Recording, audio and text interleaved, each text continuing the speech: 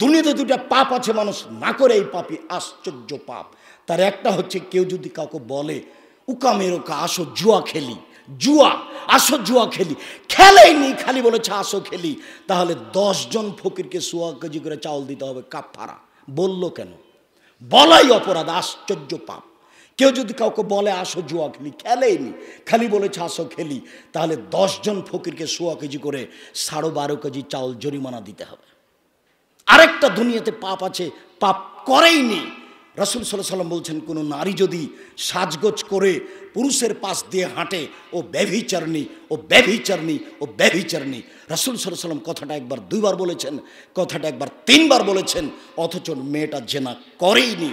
উপস্থিত সম্মেলনের দিনী মুসলিম বোন, আপনাকেই সতর্ক করে বলছি, দেখুন আরেকজনের ক্ষতি করে তাহাজ্জুদ পড়ে জান্নাত কেনার চেষ্টা করিয়েন না। আজকে অনেক দূর থেকে এসেছেন, যারা এলাকার আছেন সকলকে বলছি, আজ থেকে পরিবর্তন হওয়ার চেষ্টা করুন। আল্লাহ আপনাকে কবুল করুক, আল্লাহুম্মা আমিন। বলছিলাম সম্মানিত উপস্থিতি, 3 শ্রেণীর মানুষ জান্নাতে যাবেই যাবে। তার 1 শ্রেণীর মানুষ হচ্ছে আল্লাহর ভয়ে কাঁদে যে। আবু হুরায়রা রাদিয়াল্লাহু তাআলা আনহু বলেন, উমামা বাহিলি রাদিয়াল্লাহু তাআলা আনহু বলেন, রাসূল সাল্লাল্লাহু আলাইহি সাল্লাম বলেছেন, লাইসা শাইউন আহাব্বা ইলাল্লাহি মিন কাতরাতাইনি ওয়া সারাইনি। 2টি বিন্দু ফোঁটা আল্লাহর কাছে যত প্রিয়, পৃথিবীর কোনো কিছু আল্লাহর কাছে তত প্রিয় নয়। 2টি চিহ্ন আল্লাহর কাছে যত প্রিয়, পৃথিবীর কোনো কিছু আল্লাহর কাছে তত প্রিয় নয়। 1 কাতরাতু দামিন ফি খাশিয়াতিল্লাহ, কাতরাতু দমুইন ফি খাশিয়াতিল্লাহ। আল্লাহর ভয়ে 1 ফোঁটা চোখের পানি আল্লাহর কাছে যত প্রিয়, পৃথিবীর কোনো কিছু আল্লাহর কাছে তত প্রিয় নয়। 4 লক্ষ টাকা খরচ করে হজ করা কাজটি আল্লাহর কাছে যত প্রিয়, 1 ফোঁটা চোখের পানি আল্লাহর কাছে তার চেয়ে লক্ষ গুণ বেশি প্রিয়, যদিও হজ ফরজ।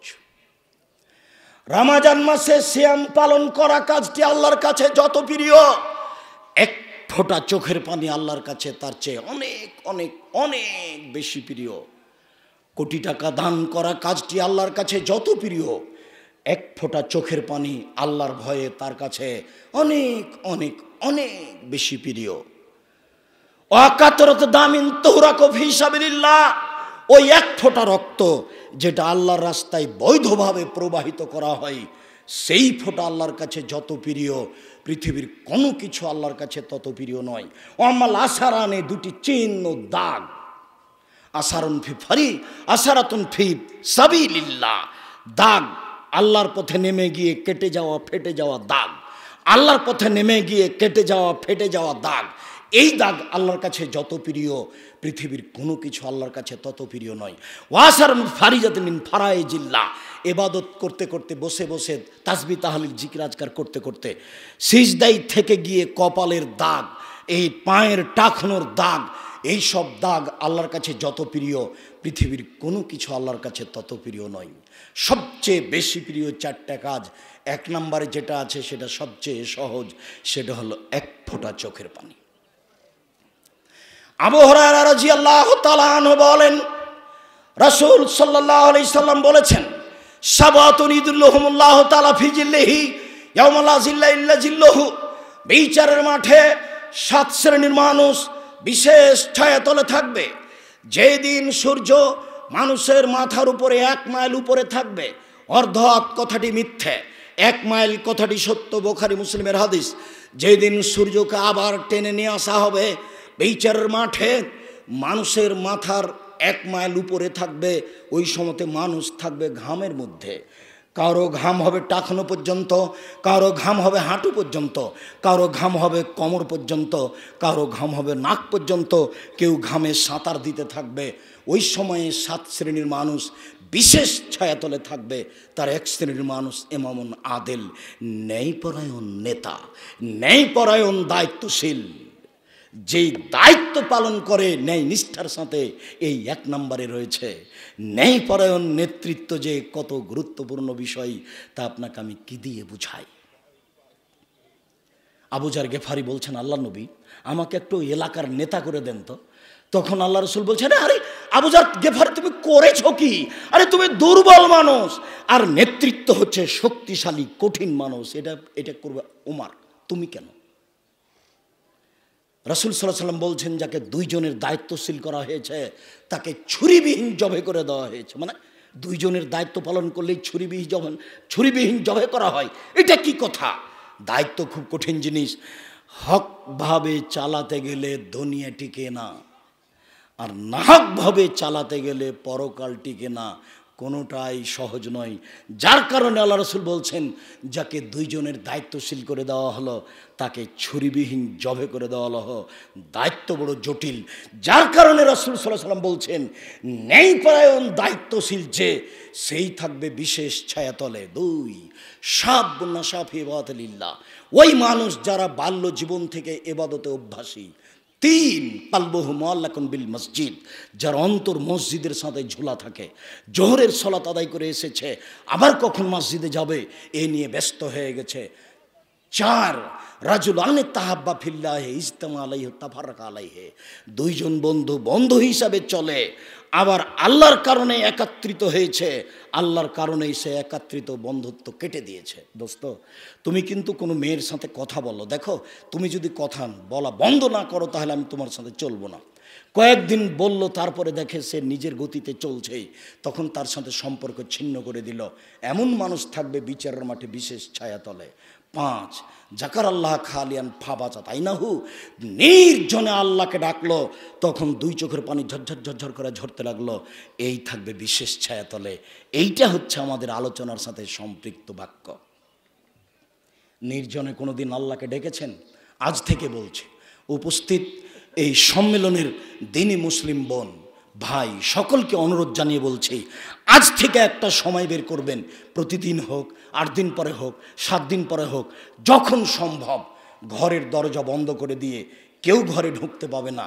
যদি কেউ ঘরে ঢুকে তাহলে আপনি একটু কেমন হয়ে যাবেন, এলোমেলো হয়ে যাবেন, আপনি কান্নাকাটি করতে পারবেন না।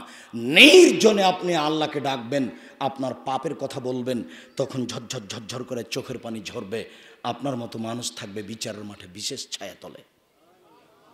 6, ফাদাথু ইমরাতুন জাত হাসাবিন ওয়া জামালিন, সম্ভ্রান্ত পরিবারের সুন্দরী মেয়ে জেনার দাওয়াত দিল, জেনার ডাক দিল, আপনি বললেন ইন্নী আখাফুল্লাহ, আমি আল্লাহকে ভয় করি। ছি ছি ছি ছি ছি ছি ছি ছি, তুমি এই কথা বলো কি করে?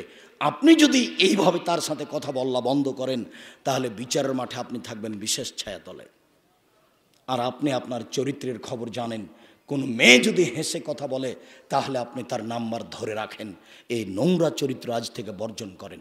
এই মেয়ে, তোমাকে বলছি, তোমার স্বভাব কেন এমন? তুমি মেয়ে মানুষ, তোমার মোবাইলে এর নাম্বার থাকে কেন? আজকের বক্তব্য শুনে তুমি লজ্জাবোধ করো, তুমি ইতস্তবোধ করো, তোমার মোবাইলে যেন আর কোনোদিন কোনো যুবকের কোনো মানুষের নাম্বার না থাকে। তোমার বাপের মোবাইলে যখন রিং হবে তখনই তুমি ধরবাই না।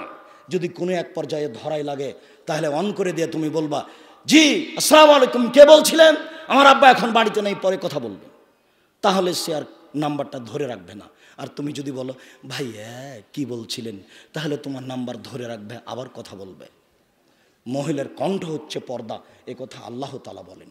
সম্মানিত উপস্থিতি, রাসূল সাল্লাল্লাহু আলাইহি সাল্লাম বলেন, আজ থেকে নিয়ে হাজার বছর আগের যুগে একটা লোক নিজের উপরে খুব অন্যায় করেছিল।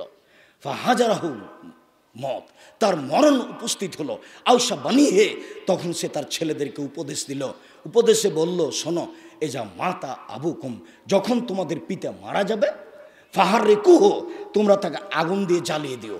সুম্মাজরু নিসফাহু ফিল বাররে ও নিসফাহু ফিল বাহারে, অর্ধেক ছাই পানিতে ফেলে দিও, অর্ধেক ছাই মাটিতে ফেলে দিও। কেন? ওয়াল্লাহে, আল্লাহর কসম, ওয়াল্লাহে, আল্লাহর কসম, ওয়াল্লাহে, আল্লাহর কসম, লাইন কাদারাল্লাহু আলাইহি লায়াদবান্নাহু আদাবান লায়াদবা আহাদান ফিল আলাম। তোমার বাপকে যদি ধরতে পারে আল্লাহ এত কঠিন কঠোর শাস্তি দিবেন, পৃথিবীর কোনো মানুষকে এত কঠিন কঠোর শাস্তি দিবেন না। অতএব তোমরা এটা করিও। ফামাতা, কোনো একদিন পিতা মারা গেল, ফাফালুম আমারাহুম, ছেলেরা সেটাই করলো, বাপে যেটা আদেশ উপদেশ দিয়েছিল। অর্ধেক ছাই পানিতে ফেলে দিল, অর্ধেক ছাই মাটিতে ফেলে দিল। ফামার আল্লাহ আল বাহারা, আল্লাহ সাগরকে বললেন, এই সাগর, ছাইগুলি জমা করে দাও। ওমর আল বাররা তিনি মাটিকে বললেন, এই মাটি তুমি ছাইগুলি জমা করে দাও। ছাইগুলি জমা করে দিল। এইবার আল্লাহ তাআলা মানুষ রেডি করে আবার বলছেন, লেমা ফালতা জালেকা, তুমি এটা করলে কেন বলো তো? তুমি তোমার ছেলেকে এইভাবে আদেশ করলে কেন, এটা বলো। তখন লোকটি বলছে, মিন খাসিয়াতে কান্তা আলাম, তোমার ভয়ে করেছি, এটা তুমি ভালো জানো, তোমার ভয়ে আমি এই কাজটা করেছি। তখন আল্লাহ তাআলা বলছেন, শোনো, তুমি যদি আমার ভয়ে কাজ করে থাকো, সত্যি আমি তোমাকে ক্ষমা করে দিলাম, যাও। সে নিজেকে বলেছিল সবচেয়ে অপরাধী। সম্মানিত আমাদের এই কনফারেন্সের, সালাফি কনফারেন্সের উপস্থিত দিনী ভাই বোন, আমি আপনাদেরকে আন্তরিকভাবে অনুরোধ জানাচ্ছি, আজকের খুতবা যথাযথভাবে মূল্যায়ন করে রাতে একটু সময় বের করে কান্নাকাটি করার চেষ্টা করুন। এই দাবি জানিয়ে আমি আপনাদেরকে আরও অনুরোধ জানাচ্ছি যে